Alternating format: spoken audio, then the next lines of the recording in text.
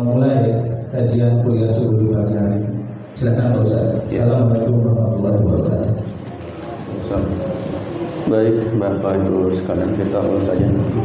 Assalamualaikum warahmatullahi wabarakatuh.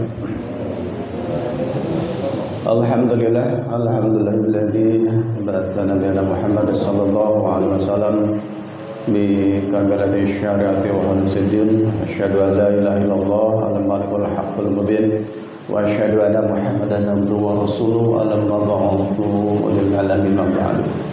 Alhamdulillah, segala puji dan syukur marilah kita panjatkan kepada Allah Subhanahu wa taala. Salat dan salam semoga senantiasa terlimpah curahkan kepada junjungan kita Nabi besar Muhammad sallallahu alaihi wasallam.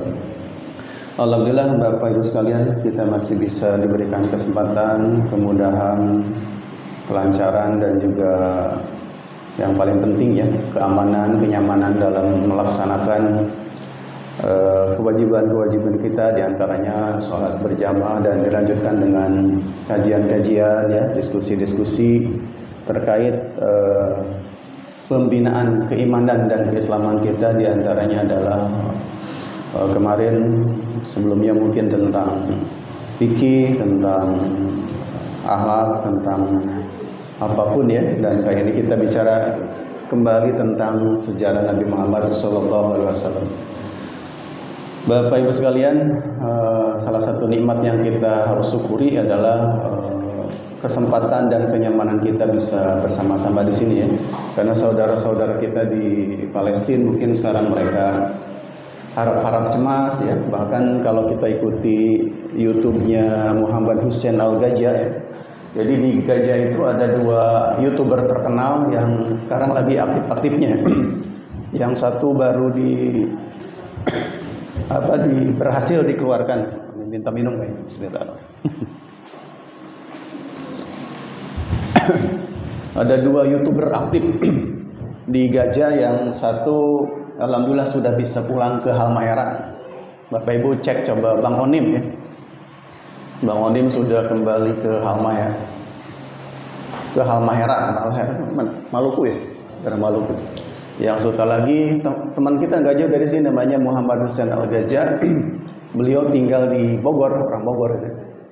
Nah, mereka yang satu ini belum bisa keluar karena ada masalah terkait izin keluarganya, karena menikah dengan orang setempat ya, Pendar. Jadi padahal sebetulnya yang kasus kayak gitu itu punya dua keluarga negaraan, warga negara Palestina sama warga negara Indonesia. Tapi ada masalah sehingga tidak bisa keluar. Masa keluar ayahnya sendiri, keluarganya ditinggalkan begitu. Nah, ini perlu kita syukuri ya, kita bisa bersama-sama.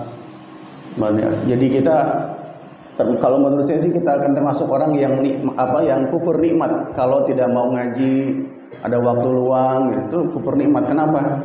Jadi Allah Subhanahu wa taala memberikan kita kesempatan yang luar biasa, tetapi keimanan dan level keilmuan kita semakin cetek gitu ya. Oleh karena itu kita periksa bersama Bapak Ibu sekalian, seberapa besar sih porsi waktu yang kita lakukan untuk mengkaji ilmu-ilmu agama. Bukan dalam arti berat mencari ustadz-ustadz, mencari ulama-ulama besar, itu kan berat ya. Maksud kita di rumah kita baca apa untuk memperkuat keimanan kita. Ya, tanya pada diri masing-masing aja. Kita punya kitab apa sih yang sudah dihapus? Saya mau tanya kepada diri kita semua, seumur hidup kita itu sudah ngabisin buku berapa yang pernah kita baca, buku agama. Coba kita tanya. Kalau masih bisa dihitung jari buku ini, bukan berarti kita masih levelnya masih sangat ya cetek, termasuk saya gitu. Oleh karena itu mari kita tingkatkan literasi agama kita agar kita termasuk orang-orang yang mensyukuri nikmat Allah Subhanahu wa taala. Karena seperti halnya dunia yang perlu kita bina supaya ajeg, agama juga perlu kita bina supaya keimanan dan ketakwaan kita adalah kuat, gitu ya. Baik Bapak Ibu sekalian, pertama-tama kita doakan dulu ya para sahabat kita sama muslimin di Palestina, para mujahid yang sedang berjuang.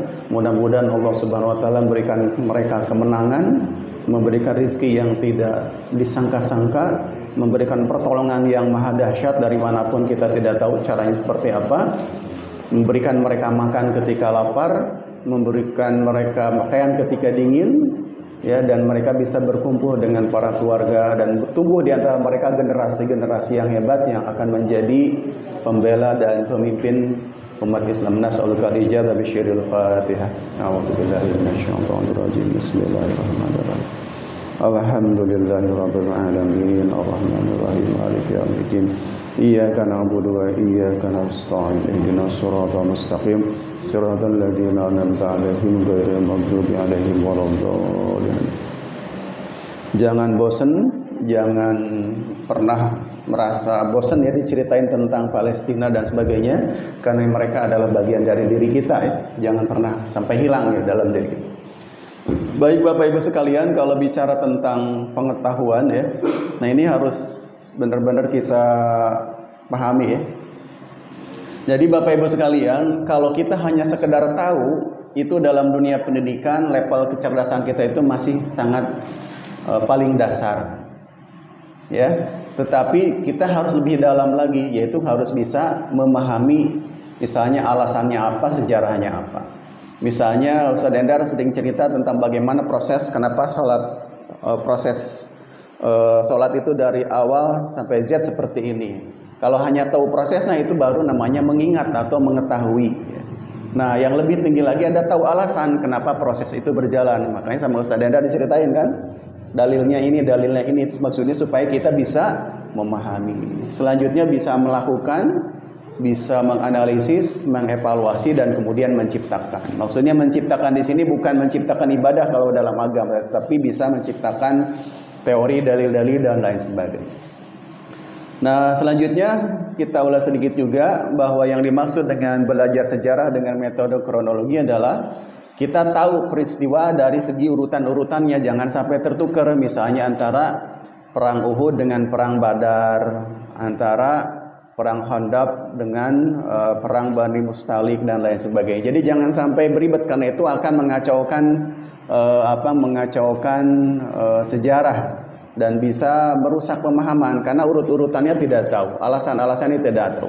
Seperti nanti akan saya sampaikan, perang Badar itu sangat berkaitan erat dengan ekspedisi Nakhlah namanya. Jadi salah satu alasannya itu berkaitan dengan itu. Jadi kalau kita bisa nyebutin ekspedisi Nakhlah itu ada belakangan, berarti itu terjadi kekacauan, keterkaitan sejarah. Oleh karena itu harus tahu urutan-urutan dan alasan yang menyambungkannya ya. Kemudian setelah kita tahu urutan-urutan sejarahnya, kita ceritakan inti peristiwa di dalamnya apa, apa alasannya, tokoh utamanya apa, dan yang berkonflik siapa, kesimpulannya apa. Ya, termasuk ya, tuliskan nama tokoh dan tempat. Kemudian pahami hubungan dengan peristiwa sebelum dan sesudahnya, karena sejarah itu tidak bisa berdiri sendiri, dia itu pasti ada keterkaitan dengan peristiwa-peristiwa sebelumnya. Nah, dalam dunia sejarah itu ada buku yang namanya buku kronologi. Jadi diceritakan dari mulai Nabi Muhammad lahir misalnya sampai kejayaan umat Islam sampai sekarang dan lain sebagainya. Itu namanya kronologi. Nah, para ahli sejarah mengurutkan dengan cara seperti ini. Kepotong ya, nggak apa-apa. Nah, boleh digeser dikit Pak? Punten.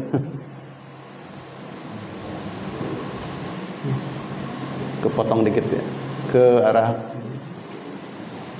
Oh, ini mah apa ini? Apa ini? Nah, udah gitu aja Pak. Mungkin dari sininya kali ya. Ya, sip. Cukup Pak. Oke, dari sini kita bisa lihat, misalnya ini kan enak kalau kita kelahiran Nabi Muhammad, ayah Nabi sini gitu ya. Kemudian dilanjutkan dengan invasi pasukan gajah, kemudian Nabi Muhammad mengunjungi Madinah bersama ibunya terus dan lain sebagainya. Nah, yang kita bahas kemarin itu adalah terakhir sampai dengan bagaimana Nabi Muhammad SAW bersama keluarga besar itu diboikot. Sampai akibat dari pemboikotkan itu terjadi peristiwa besar apa? Peristiwa besar kemarin itu yang terjadi ditinggalkannya Nabi oleh dua orang yang dicintainya, yaitu siapa?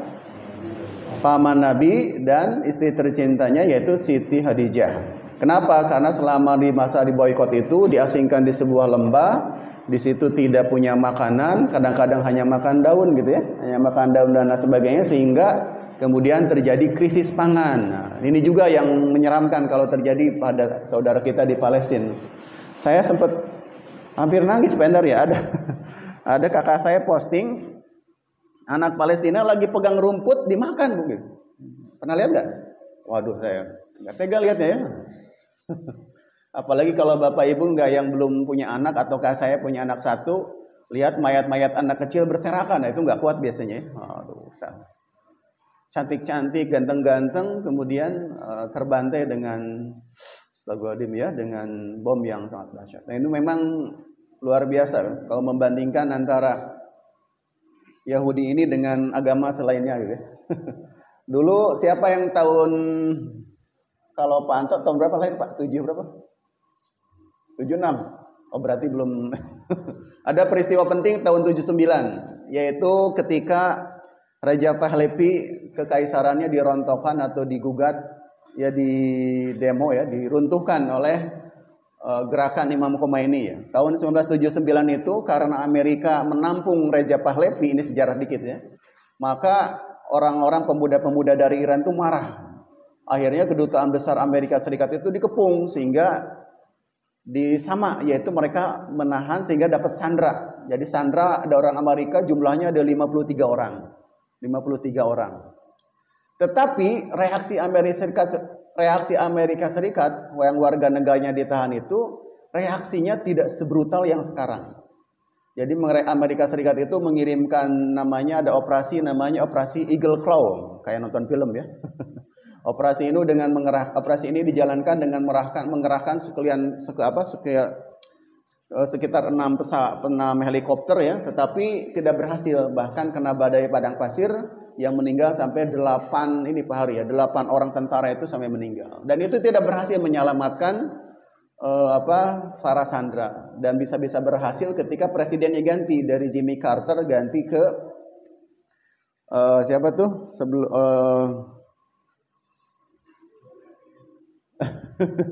satu lagi ya, yang pemain film itu saya lupa ya, diganti baru itu Gandhi. Nah di situ baru bisa, dan itu caranya adalah diplomasi. Tapi yang sekarang Pak Endar ya, membebaskan sandera aja, masya Allah, sampai mengerahkan bom sedemikian rupa. Dan yang paling mengerikan itu ternyata ada pengakuan dari mereka yang pernah disandra itu. Jadi si tentara Zionis ini sampai berani nembakin warga sendiri karena mereka punya namanya SOP, namanya Hannibal Directive. Tahu Hannibal Directive? Jadi tentara Amerika Serikat, Zionis ini bisa menembak mati tentara atau sandranya dengan alasan takut membocorkan rahasia negara. Coba. Kalau kita digituin sama negara kita sendiri bagaimana? Ini mereka punya Hannibal Directive, walaupun katanya ini sudah mulai direvisi, tapi tetap ternyata. Dan bahkan isu sampai sekarang itu ada 20 sandera dari 200 orang itu yang meninggal karena dibom oleh mereka sendiri. Kan sudah aneh gitu. Jadi padahal mereka menyandra itu lebih banyak lagi, 10.000 yang ditahan itu orang Palestina. Sementara ini cuma 200 sekian itu ya. 200 sekian. Baik ya, tidak habis-habisnya kita bicara mereka ini. Oke, selanjutnya itu kita terakhir bicara tentang bagaimana Nabi kita dan para keluarga itu diboikot sampai 2 orang yang paling dicintai, yaitu paman beliau ya, Abi Thalib ya, kemudian Siti Khadijah meninggal karena sakit akibat kekurangan pangan sebelumnya. Nah, kemudian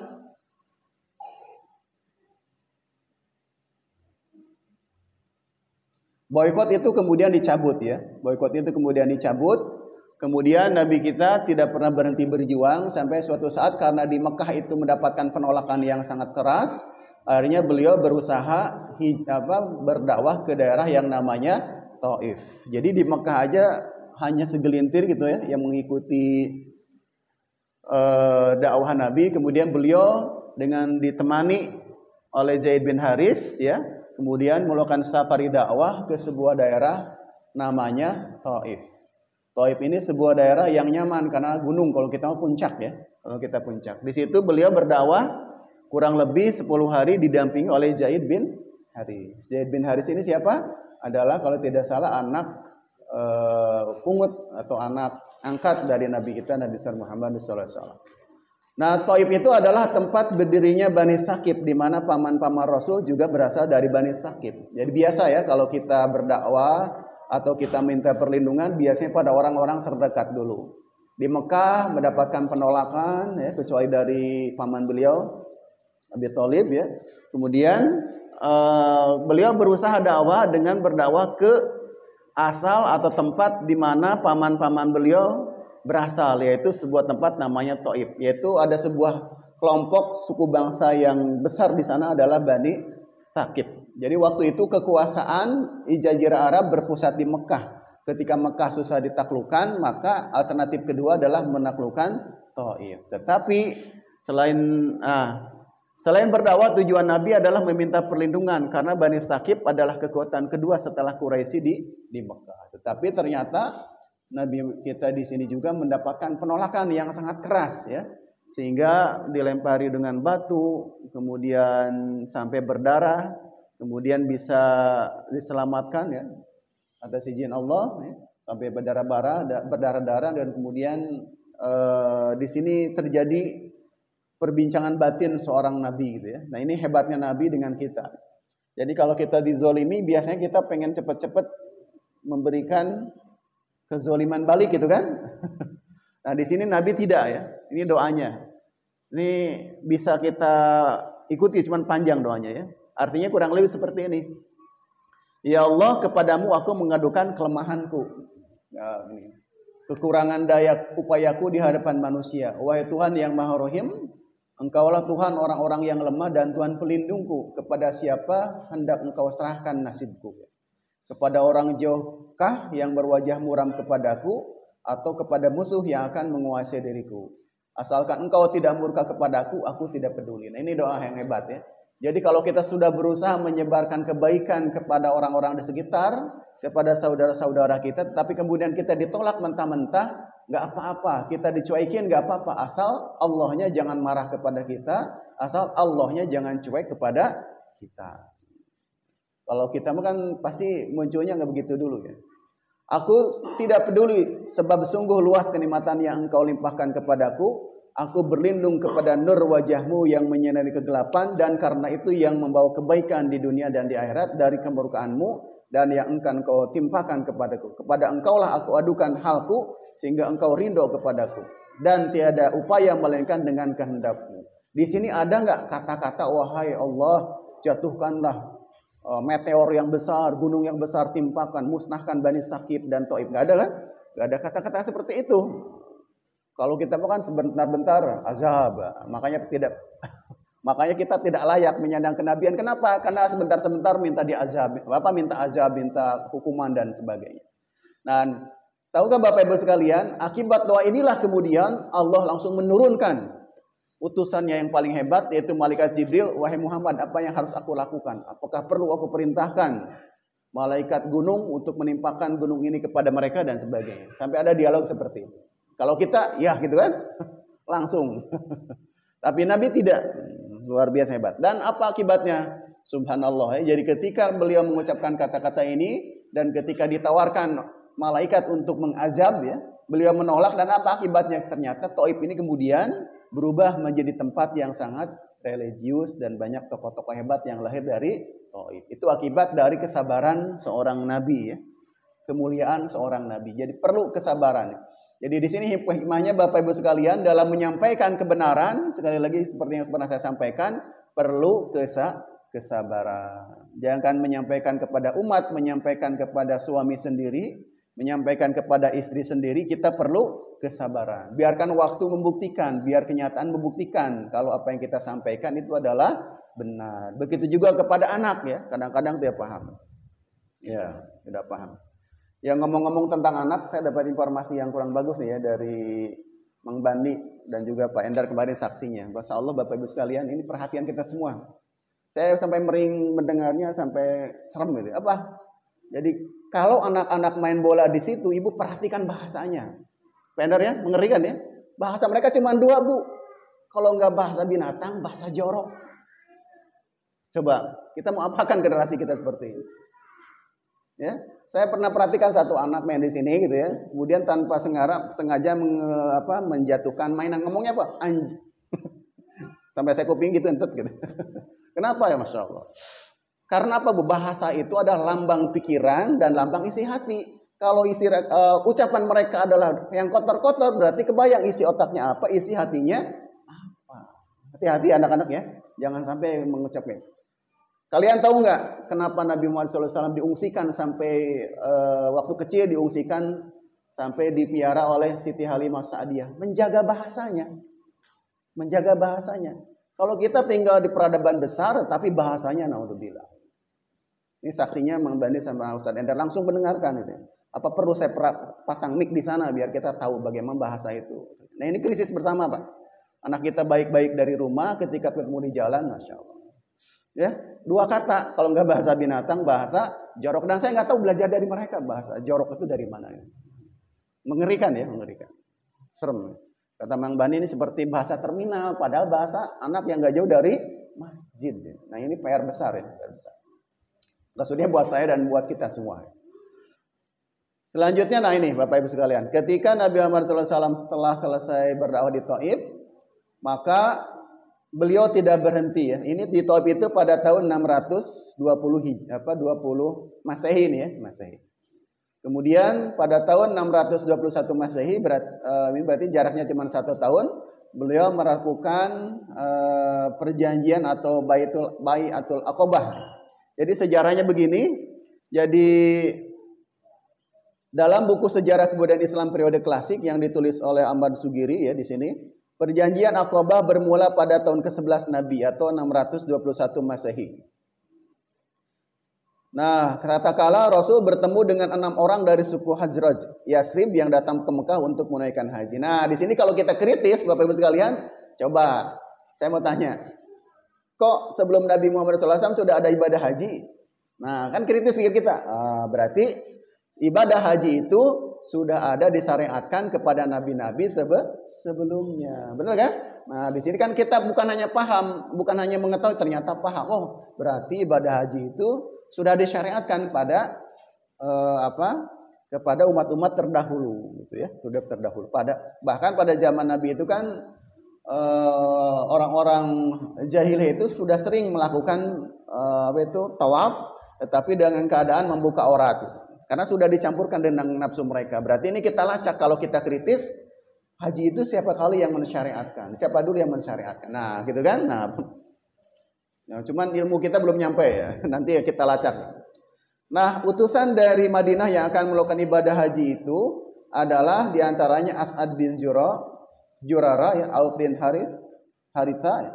Kemudian Rafi bin Malik bin Ajlan, Khuttah bin Amr, Uqbah bin Amr, dan Jabir bin Abdullah. Nah, kemudian diajak dialog oleh Nabi kita. Kemudian mereka bisa menerima Islam. Nah, setelah mereka bisa menerima Islam, nah ini juga luar biasa. Jadi kalau kita berusaha di satu tempat, kemudian kita belum berhasil, siapa tahu yang hasilnya itu adalah di tempat lain. Oleh karena itu jangan seuzon dengan apa yang ditakdirkan. Siapa tahu adalah di tempat lain kita akan jauh lebih berhasil.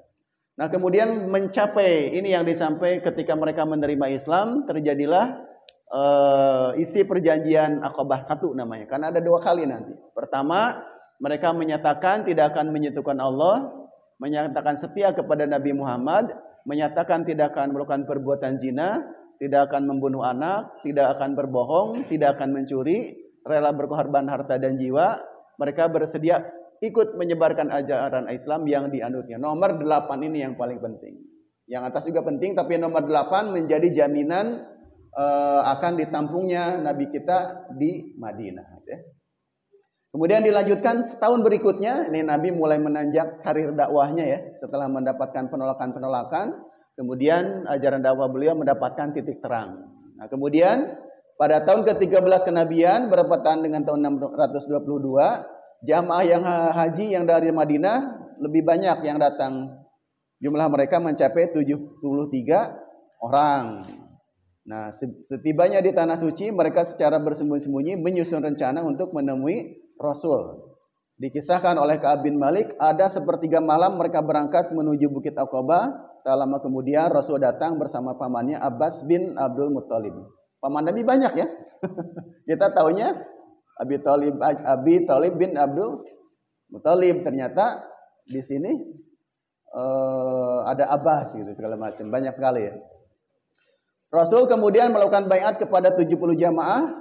Nah, pertemuan di Bukit Aqabah itu untuk kedua kalinya ini disebut dengan perjanjian Aqabah 2. Ini adalah ininya ya. Kepotong di sini. Ini salah ininya. Bukan salah ini.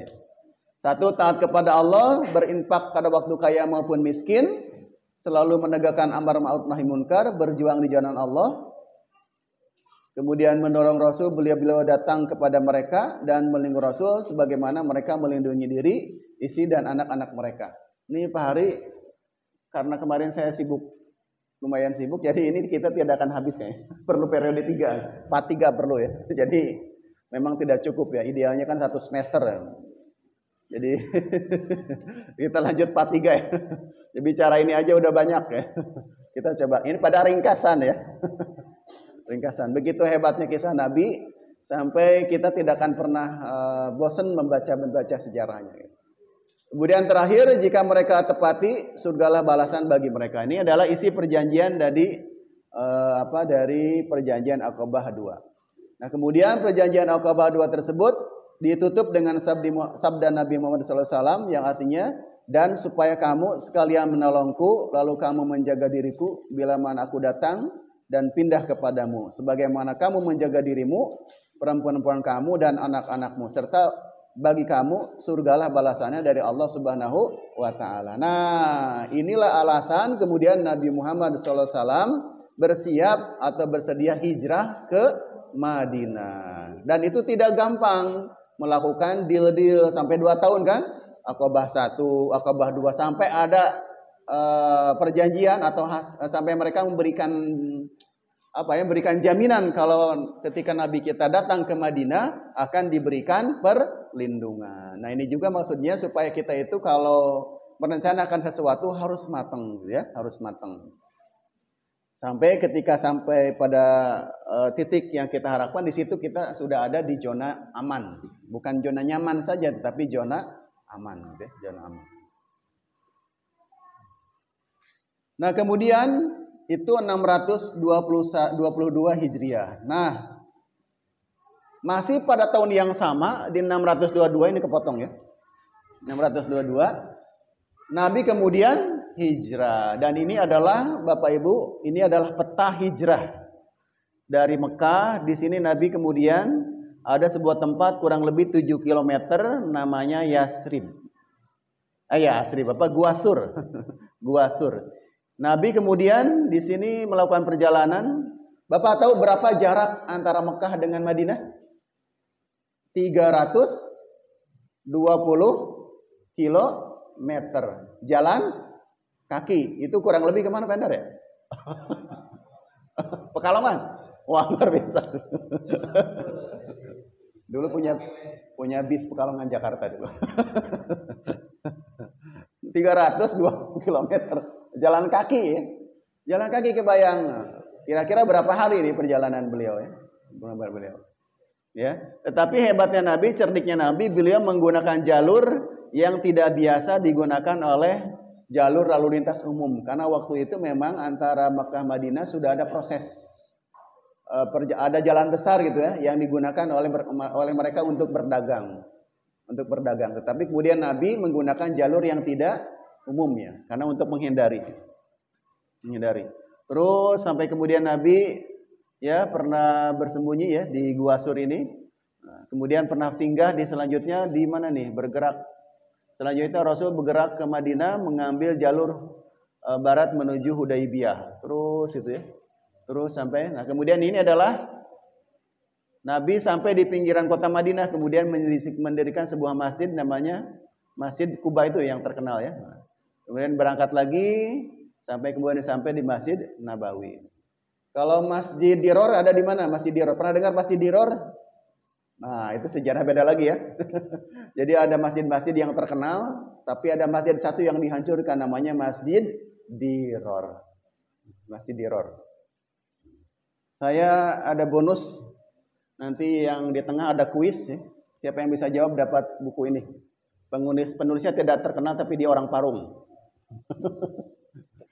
Ya. Nanti ada pertanyaan ya. Ini kayak main kuis. Nah, ini kalau cerita ini panjang ya. Dulu pernah dibahas oleh guru kita Pak Muhbib Abdul Wahab terkait bagaimana peristiwa hijrah. Dimulai dari Mekah sampai ke Madinah dan ada proses-proses yang begitu panjang.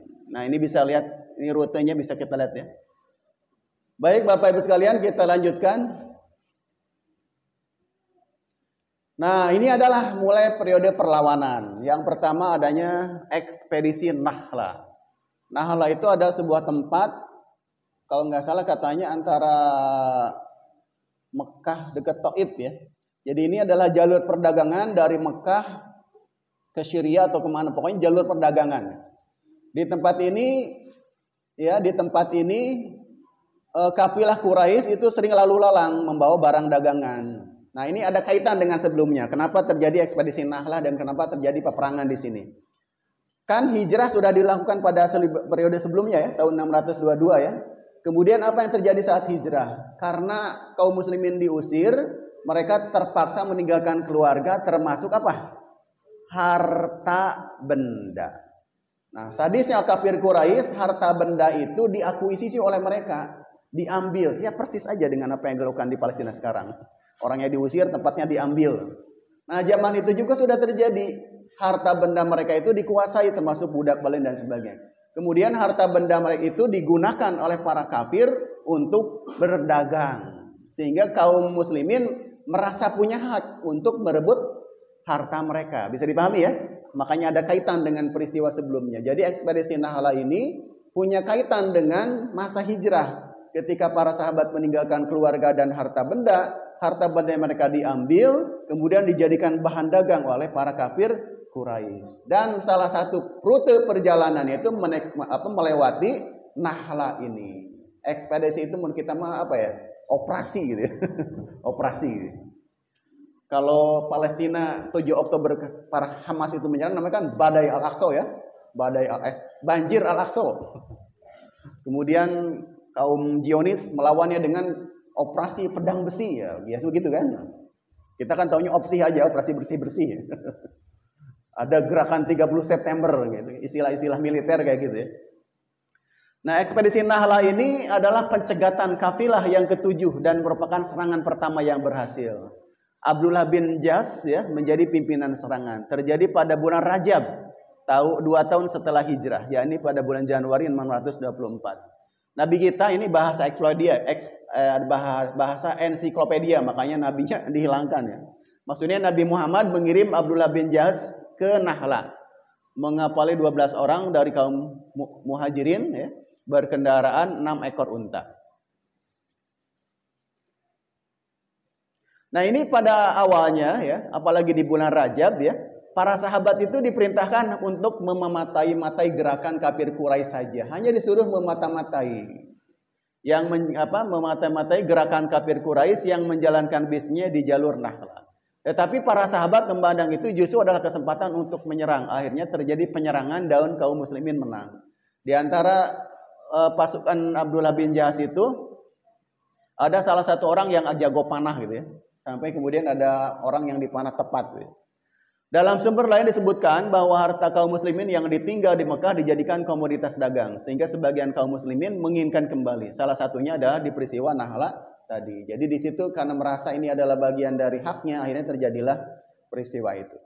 Nah, kaum Quraisy menyebarkan berita di mana-mana tentang perampokan dan pembunuhan ya. Nah, biasa ya, maling teriak maling gitu.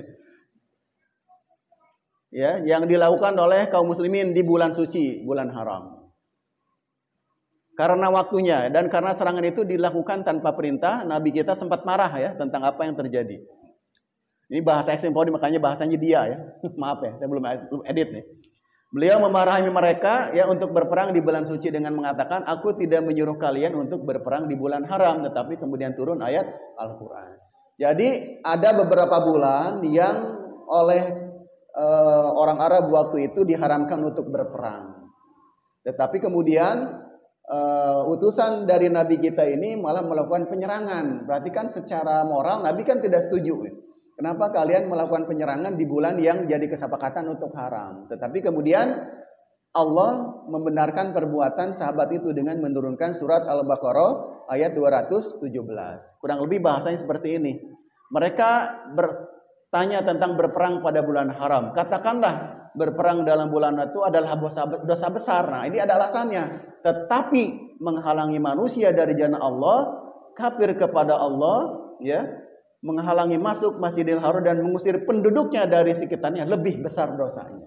Memang kata Allah, berperang di bulan haram itu dosa, tetapi jauh lebih besar lagi dosa mengusir orang dari rumahnya, dan itu dilakukan oleh kaum kafir. Nah, ini kalau kita kritis, kan kita selama ini tahu kan, Nabi itu, orang Arab itu tidak boleh berperang di bulan itu. Bahkan ada peperangan tertentu yang memang tidak terjadi. Tapi ini terjadi. Ternyata ini alasannya. Langsung dibenarkan oleh Allah Subhanahu wa taala. Kenapa? Karena ada pelanggaran yang jauh lebih besar dilakukan oleh kaum kafir, yaitu mengusir orang-orang muslim dari Makkah dan merebut hartanya. Nah, ini kan alasan.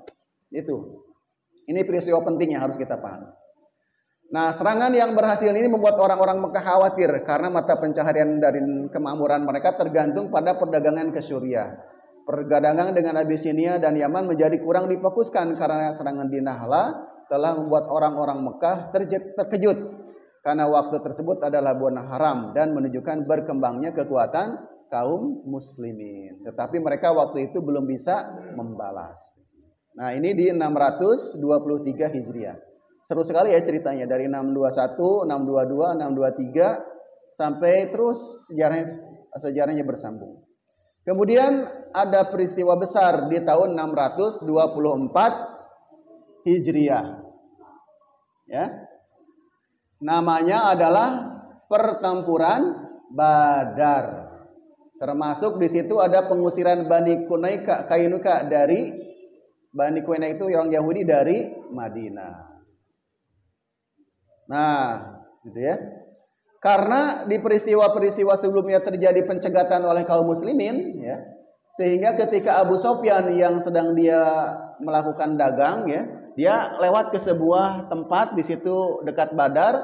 Abu Sofyan memberikan kabar ke Mekah bahwa kafirnya diintai kaum muslimin. Karena dia sudah mendengar berita-berita itu, Abu Sofyan kemudian dia mengirimkan utusan ke Mekah. Jadi masih di perjalanan, masih berada di sekitar Badar ini, Abu Sofyan ngirim kabar ke Mekah. Wahai teman-temanku, baca kita, tolong kirimkan utusan, kirimkan bala bantuan. Aku merasa diintai nih oleh kelompoknya Muhammad, bahasa ini seperti itu ya. Nah, kemudian berita itu sampai kepada Abu Jahal. Nah, Abu Jahal ini terkenal emosian, tetapi dia juga pandai berpidato. Kata Bosman Mardigu, Pak Sep tahu Bosman Mardigu? Bosman Mardigu, jadi katanya salah satu cara supaya kita bisa sukses itu bukan harus jadi orang kaya melulu, tetapi adalah orang yang pandai berretorika. Jadi kalau orang itu jago pidato, dia bisa jadi orang kaya, bisa juga jadi orang sukses di dunia politik. Nah, si Abu Jahal ini pandai mempengaruhi karena dia jago retorika. Sampai orang-orang kafir Quraisy itu mereka sepakat untuk membantu Abu Jahal menyelamatkan Abu Sofyan. Nah, kemudian Nabi juga mendengar berita bahwa sudah ada katanya sekelompok orang dari kafir Mekah yang akan datang. Sehingga Nabi kemudian menyusun kekuatan, ya, menyusun kekuatan. Di sini di nomor mestinya salah urutan nih, mestinya ini nomor 3 ini ya. Nggak apa-apa lah ya. Nah, kaum muslimin waktu itu berhasil mengumpulkan kurang lebih 300-an orang. Ada yang nyebut 315, ada yang nyebut 330 gitu ya. Tapi macam-macam, ada yang nyebut 313. Ini kelebihan kayaknya. Bukan 300-an, bukan 300-an ya, sorry. Kita baiki, karena ini sejarah ya. Gak apa-apa ya. Didengerin sebentar ya. Oke, kita lanjut ya. Karena ini menurut saya sih bahasan yang cukup penting ya. Nah, jumlah kaum muslimin hanya sekitar 300-an. Sedangkan jumlah kaum kafir mencapai 1.000 orang. Nah, pertanyaan saya nih, yang bisa jawab dapat buku. Bagaimana cara Nabi mengukur jumlah kekuatan musuh yang mencapai 1.000 orang itu? Dengan cara apa? Nabi ini pinter ya. Memperkirakan, ini kan jumlah kaum kafir banyak. Nah, bagaimana Nabi memperkirakan jumlah mereka? Dengan memperhatikan unta yang dibawa. Kenapa Pak alasannya?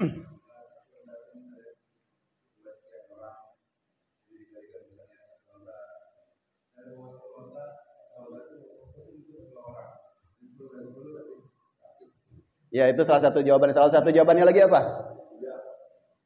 Ada yang penting satu lagi ya. Ada satu lagi yang penting. Betul Pak, ada jawabannya benar. Satu lagi apa? Jadi jumlah binat hitungan, jadi satu unta itu kuat nampung berapa orang? Ada satu lagi apa? Saat berapa jumlah unta yang mereka potong, dan satu unta itu kira-kira buat makan satu orang, buat satu unta itu buat berapa puluh orang gitu kan? Nah, itu yang paling akurat. Tapi Pak Enda udah bener, dapat buku dari orang Parung.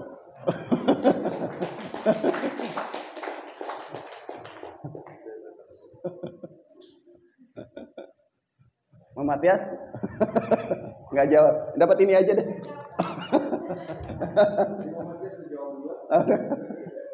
Nah itu ya, ini yang cerdas ya, apa yang dilakukan oleh Nabi, yang disampaikan oleh Pak Endar betul juga, betul juga. Tetapi yang saya baca dari Bapak Quraisy Shihab, jadi jumlah unta yang dibawa itu juga berapa unta yang disembelih sehari, supaya ngitung kalau satu ekor unta dimakan berapa orang gitu ya.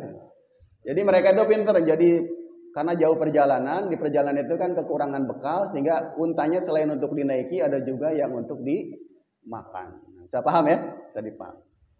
Nah, kaum muslimin meraih kemenangan diantaranya karena bantuan tentara langit dan strategi perang yang baik. Dan tentara ini tentara ya. Maklum nulisnya sambil error ya. Jadi tentara nih, sebetulnya ini pertanyaannya, tetapi tadi berubah nggak apa-apa. Yang ini boleh jawab? Nanti dulu. Jadi ada sebuah rahasia keberhasilan kemenangan kaum muslimin waktu itu karena dua hal. Yang paling penting satu adalah tentu saja ada bantuan bala tentara Allah. Nah, salah satunya itu disaksikan oleh para sahabat yang waktu itu hadir. Jadi ada suatu sahabat waktu itu melakukan penyerangan, mau menyerang musuh. Tiba-tiba dia mendengar sebuah seperti orang memukul cepet nih, dar gitu. Kemudian orang itu berkata, orang yang dia mendengarkan perkataan ya. Wahai Haijum, cepatlah engkau maju. Wahai Haijum, cepatlah engkau maju. Ternyata Haijum ini adalah kalau kita tafsirkan sejenis kuda yang digunakan para malaikat untuk berperang. Namanya Haijum. Sampai ada seorang sahabat mau menyerang, tiba-tiba mendengar suara petir dari langit, dar, tiba-tiba musuhnya sudah terbelah gitu. Dan sebelumnya dia mendengar suara, wahai Haijum, cepatlah engkau maju ke medan perang. Ketika dicek orang yang enggak ada, tiba-tiba musuhnya sudah terkulai. Ada juga kesaksian para sahabat ketika mau menebas kepala seorang musuh, sebelum nyampe pedang udah lepas duluan. Nah, itu adalah bala tentara Allah Subhanahu wa taala. Jadi kalau Allah sudah menolong seperti itu. Nah, bahkan dalam sebuah peperangan Nabi Muhammad waktu itu Nabi Muhammad SAW pulang dari sebuah peperangan, beliau mau istirahat di salah satu istrinya. Waktu itu Nabi mau beristirahat sebentar, tiba-tiba datang malaikat Jibril. Wahai Muhammad, apakah engkau akan beristirahat? Kami sesungguhnya belum meletakkan pedang kami. Jadi waktu itu juga malaikat Jibril ikut bertempur. Nah, itu bukti-bukti kalau ada keterlibatan malaikat. Cuman pertanyaannya, Pak Okto, kira-kira malaikat sekarang naik kuda apa naik tank baja? Nggak tahu ya. Teknologi malaikat juga mungkin udah berubah ya. So, dapat teh manis jawab. Nah, kalau orang kebanyakan berhayal gitu pikirannya mana-mana ya. Nah, kita nggak tahu. Oleh karena itu dalam khutbah kemarin bagus ya Pak Ustaz Ridho menyampaikan sebuah perkataan. Jadi kita itu wajib mendoakan Palestina karena kenapa? Kita nggak tahu doa kita itu diijabah di sana dalam bentuk apa. Apakah dalam bentuk tentara bantuan dari langit, apakah dalam bentuk makanan, apakah dalam bentuk bencana alam, kita tidak tahu. Yang penting kita doakan saja. Kita doakan saja. Kita nggak tahu bentuk kesana itu jadinya seperti apa. Jadi seperti apa. Pertama, rahasia kemenangan Nabi kita di pertempuran Badar adalah karena bantuan bala tentara Allah. Yang kedua adalah ada strategi perang yang jitu juga yang dipakai oleh para tentara Nabi kita. Jadi waktu itu Nabi kita mengusulkan bagaimana kalau kita perang itu kita mengumpul di mata air. Di mata air. Jadi kemudian salah satu sahabat bertanya, "Wahai Rasul, apakah ini ide dari engkau atau murni hidayah atau petunjuk dari Allah Subhanahu wa taala?" Nabi jawab, "Ini dari saya saja. Ini ide saja. Bagaimana kalau kita ngumpulnya itu," kata sahabat ini, "di mata air yang paling dekat dengan musuh." Bisa dipahami ya? Ini musuh, kan ini banyak mata air kan? 1, 2, 3, 4. Nah, Nabi awalnya pengen ngumpulnya di sini dekat mata air terdekat. Tetapi para sahabat mengusulkan agar berkumpulnya di mata air terdekat dengan musuh. Bisa dipahami ya? Ini musuh, ini mata air terdekat. Maksudnya apa? Ketika diserang, jadi ini mata airnya bisa dikubur, sementara kita masih punya perlengkapan mata air sebelumnya. Bisa dipahami ya? Jadi ketika mereka menyerang, ini ditutup mata airnya. Dan lubang-lubang kolam-kolam mata air itu sudah terisi penuh sebelumnya, diulah dibuat gitu ya. Jadi ketika menyerang, kehabisan air, karena kita sudah menguasai duluan. Nah, itu strategi perang yang dipraktekkan oleh para sahabat. Dan itu akhirnya strategi perangnya berhasil, dan bisa mengalah 300 orang, bisa mengalahkan 1000 orang.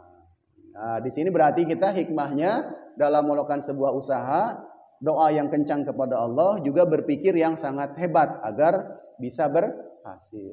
Ya, usaha kemudian tawakal. Nah, ya ini kisah.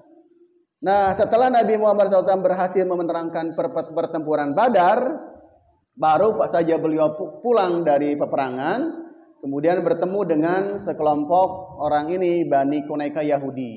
Ini menyebabkan kemudian mereka diusir. Ya. Jadi Bani Quraisy ini, wahai, kalau bahasa kita kan seperti ini Nabi itu ya.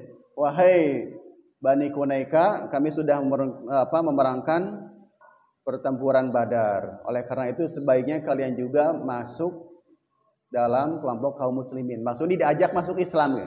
Tapi jawaban Bani Quraisy ini ngece itu, merendahkan. Wah, kamu mau berperang dengan orang yang tidak punya pengalaman. Kalau kamu berperang dengan aku, dengan kelompok kami, pasti kami akan menang. Nah, itu sudah terjadi friksi ya, terjadi konflik-konflik.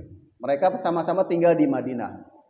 Sampai ada sebuah peristiwa penting yang menyebabkan terjadi peperangan antara kelompok kaum muslimin dengan Bani Quraisy. Jadi ada seorang muslimah, kan kalau muslimah menutup aurat rapi ya, datang ke sebuah pasar, mereka diledekin oleh Bani Yahudi itu. Wah, ngapain tutup aurat dan lain sebagainya. Diledekin sampai ya bikin onar saja ya, sampai wanita muslimah itu ujung kainnya diikat oleh salah seorang Yahudi ke sebuah tiang ya. Ketika muslimah ini akan berdiri dan jalan, tentu saja auratnya tersingkap bahkan terlepas. Sehingga beliau teriak-teriak si perempuan ini kan. Wah, akhirnya ada yang nolongin ini malah dikeroyok sampai meninggal. Nah, disitulah mulai terjadi konflik besar antara kelompok kaum muslimin di Madinah dengan Bani Qainuqa. Sampai terjadi peperangan besar, Bani Qainuqa ini dikurung selama 15 hari di sebuah tempat sampai mereka takluk, dan disitulah mulai terjadi pengusiran Bani Qainuqa. Nah, kita harus sadar, harus paham ini. Biasanya ini isu ini dijadikan diputer-puter oleh mereka yang tidak paham sejarah. Tuh, zaman Nabi juga kami juga pernah diusir. Padahal kita harus tahu alasannya, karena mereka di situ berbuat onar, berbuat kerusakan, termasuk pernah menghina seorang muslimah gitu, seperti itu. Sampai terjadi pengusiran. Dan pada awalnya memang mereka sudah dengki. Nah, kalau kita tahu sejarahnya kan kita tidak akan terpengaruh dengan omongan-omongan mereka. Nah, itu ya. Bapak Ibu sekalian, ini adalah gambaran tentang sejarah Perang Badar. Nah, jadi Perang Badar itu terjadi pada tahun 17 Ramadan, tempatnya di Lembah Badar. Penyebabnya umat Islam diusir dari Mekah, umat Islam ditindas oleh kaum Quraisy, memberi pelajaran untuk kaum Quraisy. Kaum muslimin 300. Nah, ini perhatikan, ini data penting ya. Kaum muslimin 300-an orang. Ada 70 unta, ada 2 kuda. Berarti kalau jalan harus gantian ya? Gantian. Kalau onta kan gak kayak tank, paling kuatnya dia mengangkut 2-3 orang ya. Berarti ada yang jalan, ada yang naik. Nah, ada unta, ada kuda cuma 2 gitu. Sementara kaum Quraisy 700-an unta, 300 kuda, pas kan? Tapi ini kalau data kan bisa. Nah, ini dalam sejarah itu kalau masalah data tidak sama ya Pak Sadendar. Jadi karena masing-masing kan cuman cerita apa yang dilihat gitu ya. Antara A dengan B itu datanya bisa beda. Bisa beda. Nah, ini kalau kita bicara tentang, saya dulu ada dosen di Pasca Sarjana UIN itu, beliau nyuruh kita baca sejarah tentang Perang Badar katanya, tapi dari berbagai sumber yang berbeda. Nah, dari sumber yang berbeda itu saya menemukan fakta bahwa di sumber ini mereka tidak pernah melihat kuda. Tetapi di sumber yang ini mereka pernah melihat kuda. Nah, ada yang mengatakan yang bawa kuda itu adalah malaikat katanya. Malaikat. Karena kuda waktu itu jarang gitu kan, jarang. Dan tidak bisa bertahan kalau di gurun pasir, tidak seperti onta gitu kan. Kalau onta itu kan mereka bisa bertahan bulan-bulan ya. Karena punya cadangan makanan di sini yang namanya punduk itu ya. Nah, tapi kalau unta tidak. Unta tidak. Nah, kaum muslimin jumlah korbannya ada 14 orang. Dan kaum Quraisy itu ada yang meninggal 70 orang dan ditawan 70 orang. Nah, kemenangan bagi umat Islam. Gitu ya. Terakhir, nah, sebelum kita lanjutkan ternyata benar. Kalau sampai akhir bisa sampai jam 8. Nah, terakhir ini pertempuran yang paling dramatis dalam sejarah kita ya, yaitu namanya adalah jadi 624 pertempuran Badar, setahun kemudian terjadi pertempuran Uhud. Nah, kalau ini peta peperangan strategi perang kayak main bola. Batu. Ini apa nih? Ya, ini perangan Badar ya, Badar. Karena kalau perangan Uhud itu ada pemanah di sini. Ini perangan Badar ya. Ini luar biasa ya ahli sejarah itu ya. Sampai digambar seperti ini. Nah, ini perang Uhud ya. Bersambung, untung udah bersambung. Nah, 625 Masehi terjadi pertempuran Uhud. Nah, terjadi perang Uhud, konflik di Bukit Uhud ya, tahun 3 Hijriah atau 625 Masehi. Ini diabadikan dalam surat Al-Imran ayat 121 sampai 2122. Dan ingatlah ketika kamu berangkat pada pagi hari dari rumah, keluargamu akan menempatkan para mukmin pada beberapa tempat untuk berperang. Dan Allah Maha mendengar lagi Maha mengetahui. Ketika 2 golongan daripadamu ingin mundur karena takut, padahal Allah adalah penolong bagi kedua golongan itu. Karena itu hendaklah kepada Allah saja orang-orang bermukmin dan bertawakal. Kan orang-orang pada tahu semua bahwa salah satu penyebab yang menyebabkan kita kalah di perang Uhud adalah karena tergodanya pasukan pemanah yang sudah ditempatkan oleh Nabi melihat harta rampasan turun gitu kan, turun. Itu wah, orang-orang tua dulu juga tahu. Nah, ketika turun, ini kesempatan waktu itu ini melakukan ya Khalid bin Walid ya, Khalid bin Walid enggak tahu. Beliau yang waktu itu masih kafir. Melakukan penyerangan, jadi posisinya diambil alih sampai Nabi kita terdesak. Latar belakang kaum Quraisy ingin membalas dendam, ingin mengangkat pamor di Arab, pasukan Islam dipimpin Rasul dan Hamzah dan Sayyidina Ali. Kemudian ada pasukan Nabi itu sekitar 700 sampai 1000 orang, ada 50 pemanah. Yang syahid adalah 70 sampai 75. Quraisy dipimpin Abu Sufyan, betul, Khalid bin Walid ya, yang waktu itu masih kafir ya. Kemudian pasukannya ada 3000 orang, berarti ini 3 kali lipat ya. Yang tewas 22 sampai 37. Strategi Islam, pemanah bertugas secara bertahan di atas bukit, selebihnya menyerang. Nah, ini yang kemudian strategi ini yang kemudian gara-gara disangka mereka sudah menang gitu. Karena ada harta rampasan perang di bawah, para pemanah turun ingin ikut ngambil. Ini hikmahnya apa? Jadi banyak di antara kita sudah hebat-hebatnya fokus beribadah di jalan Allah, tiba-tiba melihat keindahan dunia, lupa. Kurang lebih seperti ini. Hikmahnya adalah turuti perintah dan jauhi larangan di Rasul pada turuti perintah dan jauhi larangan Rasul maupun para pemimpin. Ya, ini kan kalahnya kita karena tidak ingin mengikuti Rasul. Kemudian bolehnya memerangi musuh ya. Bolehnya memerangi musuh di daerah kita dengan bertahan. Anak belum balik tidak wajib ikut berperang. Kemudian lokasinya berada di sebelah utara kota Madinah, 5,5 km dari Masjid Nabawi. Nah, sampai sekarang ini adalah situs bersejarah yang sering digunakan oleh para peziarah kalau kita berkunjung ke Mekah. Ini kita baru khayalan saja. Nah, demikian Bapak Ibu sekalian, masih ada sambungan satu lagi, nggak apa-apa lah ya kita sekali-kali mengulang peristiwa-peristiwa di masa lalu biar kita memahami hikmah-hikmah yang dibaliknya. Di depannya ada ekspedisi Bani Mustalik, ada perang Khandaq, ada perjanjian Hudaybiyah, ada perjanjian Mekah, perang Mu'tah dan penaklukan Mekah sampai ada Tabuk dan kemudian wafatnya Nabi Muhammad SAW. Nah, kita bicara nanti aja ya, karena sudah baik. Karena idealnya satu peperangan saja itu bisa diceritakan bolak-balik ya, kalau oleh para ahli sejarah. Kalau sama saya hanya ringkasan-ringkasan. Dan ini Bapak Ibu sekalian, harapan saya Bapak Ibu, cara belajar seperti ini. Copy yang ini, urutan-urutan ini, kemudian searching istilah pokoknya. Misalnya ekspedisi Nahlah, Ibu tinggal ketik aja di Google, ekspedisi Nahlah, baca aja, nanti ketahuan. Nah, cara belajarnya seperti itu. Karena sejarah Nabi itu kan udah banyak di website-website. Demikian Bapak Ibu, mohon maaf apabila sudah menyita banyak waktu dan sudah terang benderang ya pagi harinya. Billahi taufiq wal hidayah. Wassalamualaikum warahmatullahi wabarakatuh.